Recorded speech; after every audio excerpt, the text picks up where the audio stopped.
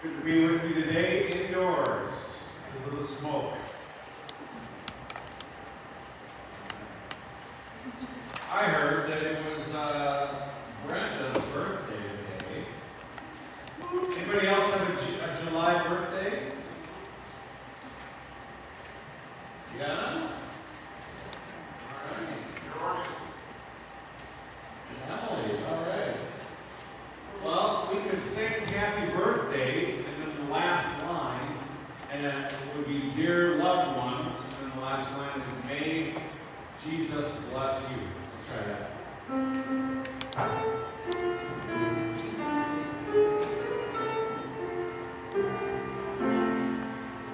Happy birthday to you. Happy birthday to you. Happy birthday, dear loved ones. May Jesus bless you. And now, while we're in the mood, how about anniversaries? I hear it is the first anniversary of Joe and Laura this week. Honeymooners, newlyweds. You better call before you go there. Anybody else have a July wedding? Yes, the Z. All right.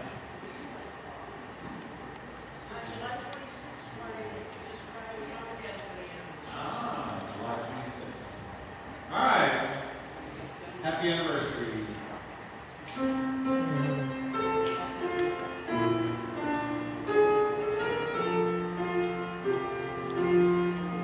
Happy anniversary to you.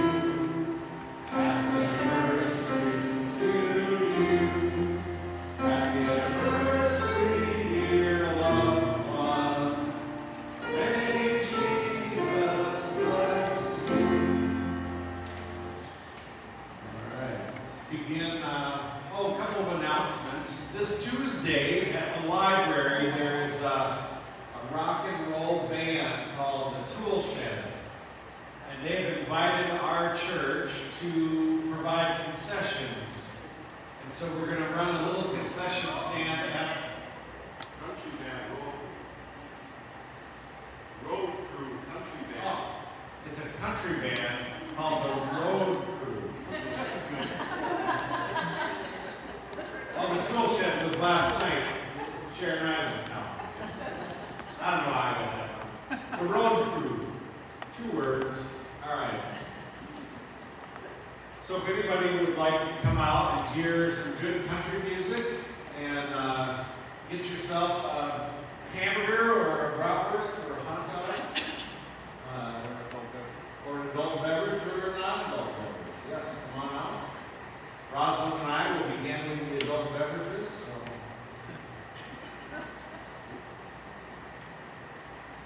And thank you to everyone who brought bakery for that event as well. So, let us stand and join in the singing of our opening hymn. A reading from Genesis, chapter 9, beginning at verse 1. God blessed Noah and his sons and said to them, be fruitful and multiply. Fill the earth.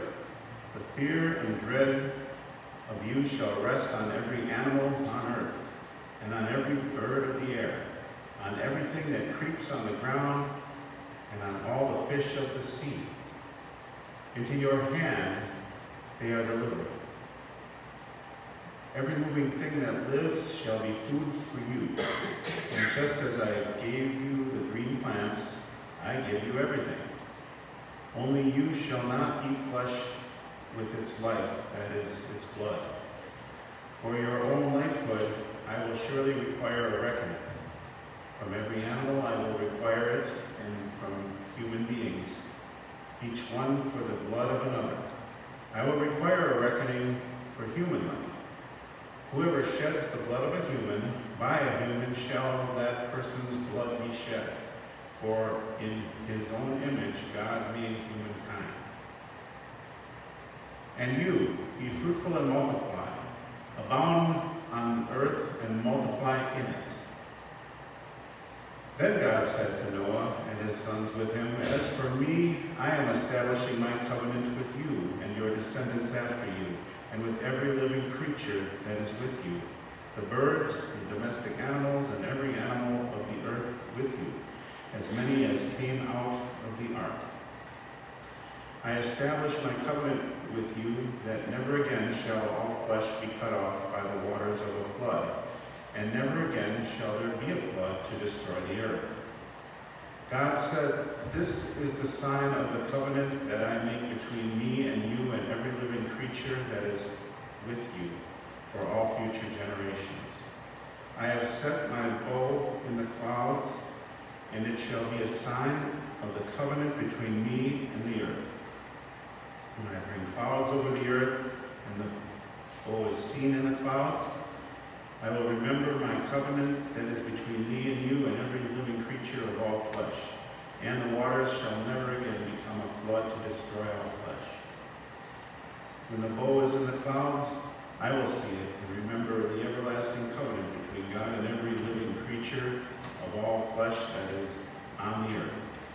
God said to Noah, This is the sign of the covenant that I have established between me and all flesh that is on the earth. The word of the Lord. We're talking about the word covenant.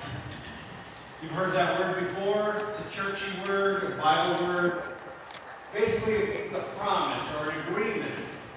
Covenants are entered into by two parties. Some of you have entered into the covenant of marriage. Some of you have entered into the covenant of a homeowners association in your neighborhood. Well, this word covenant is fascinating to me. In ancient Mesopotamia, what would happen when they would make a covenant, it was called cutting a covenant. What they would do is they would take an animal that was representative of the size of the agreement. So if it was a really, like maybe the sale of some land, or it would call for a larger animal. If it was something small, maybe lesser of an animal, but they would cut the animal exactly in half. Head, end, and other end. And they would spread it out with enough distance so that the two parties entering into the agreement could hold hands and walk through the middle of it. Sounds a little morbid, doesn't it? How often do you think you would forget doing that? Probably never. That's the point. Cutting a covenant was a forever promise. When you walked down the aisle of the church, maybe the groom was standing nervously in front, and the bride and the father of the bride come walking down the aisle. They're joined, and what do? They walk down the aisle together, holding hands, entering into the covenant of marriage. What happened to the people of Israel when they came to the Red Sea? And the Pharaoh's army was coming after them. Moses put his rod into the sand, and the sea opened up. And what did the Israelites do? They entered into a covenant with God by walking through the middle of it. There's lots of covenant imagery in the Bible. We have a number of covenants. Some of them are conditional covenants, and some are unconditional covenants. The unconditional covenants are when God is acting, and we are not. The first covenant we have in the Bible with Adam, God tells Adam that he should be fruitful and multiply, and that he's given all of this creation to him. The second covenant we have is with Noah, who is part of our reading for today, where God says, I'm going to put a rainbow in the sky as a reminder, not to you, but but to me, that I will never flood the earth again. And so it was a covenant with Noah and his family as they sailed through the waters of the flood and created a covenant with God. There are also conditional covenants. We have a covenant that God met with Moses on Mount Sinai and gave him a gift of the law, these stone tablets, the 10 Commandments. And God gave them to Moses, and he came down from Mount Sinai and he gave them to the people. And the covenant was this, that they would be God's people as long as, here's the conditional part, they kept the law and the covenants. They kept the commandments and the law. Another covenant was with Abraham. Abraham was visited by God because there were 3 visitors that were coming. And when Abraham saw these 3 strangers, he welcomed them. He ran out to meet them and he said, "Please come to my house." And he had his wife make up some cakes, probably just bread. And because of the way he showed hospitality, God decided, this is the guy. And so he made a covenant with Abraham. He said this, "I will bless you and make your name great, so that you will be a blessing. It is a covenant I give to you for a time that will never end. I will bless those who bless you and curse those who curse you, and all of the families of earth will be blessed through you." The point of choosing Abraham was not to set aside some special family or tribe. It was to bless the world through Abraham. Another covenant we have is with King David. God came to King David and said, "As long as you follow my ways, there will always be one of your descendants on the throne of Israel." Another conditional covenant. Not all the conditional covenants in the Old Testament were broken. Not by God, but by the people.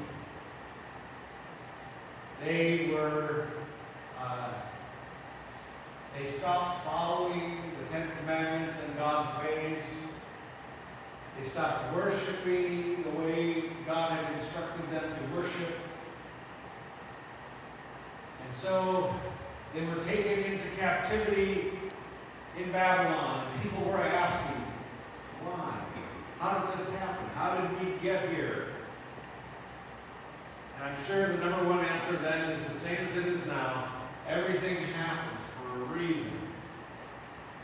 So what is the reason? Well, we broke the covenant with God. And as they were enslaved in Babylon, a prophet rose up named Jeremiah. And Jeremiah wrote about a new covenant that God was working on. He was preparing a new covenant that would be different than the other covenants, because the law would not be written on tablets, it would be written on the hearts of people. People could worship in spirit and in truth. And so they had hope for a new covenant, a new kind of relationship with God. As Christians, we point backwards to those covenants that were pointing to the one God would send to show us how to be in covenant relationship, named Jesus. And if you look at what they wrote about Jesus, one of the things they wrote was that he fulfilled the law completely, thus rewriting the covenant of Moses. He came to be a blessing to the entire world through his church, rewriting the covenant of Abraham. He was from Bethlehem, a son from the lineage of David. And while he doesn't sit on the throne in Jerusalem, his throne is maybe a little bit bigger.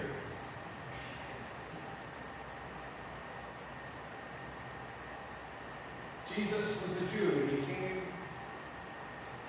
to show his people that God was still interested in being in relationship.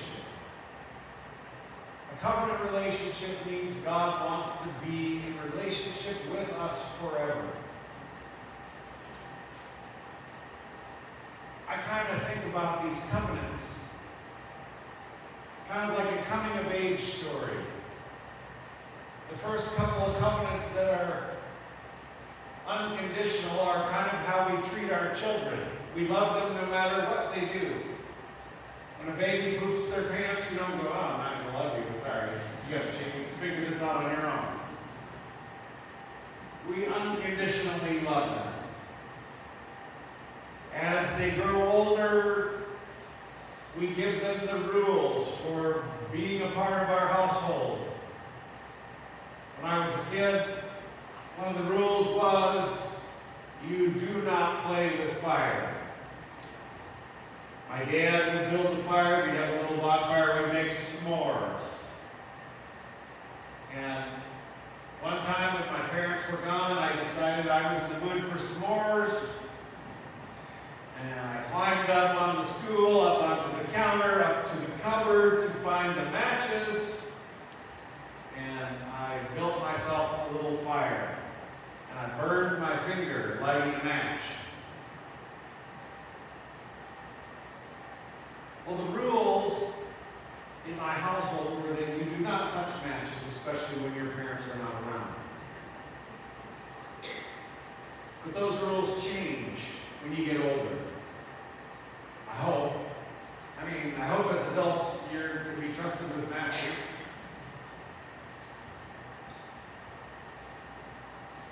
Unfortunately, I see a lot of people who have walked away from the relationship with God before they got past the early parts of covenant of rules. They say, oh, the church, all it is a bunch of rules. And they don't stick around long enough and grow close enough with God to understand the relationship. I'm pretty good with matches now.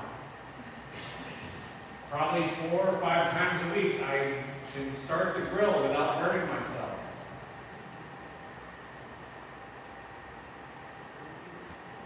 And my relationship with God has changed from being one about keeping the rules to one of sharing my life.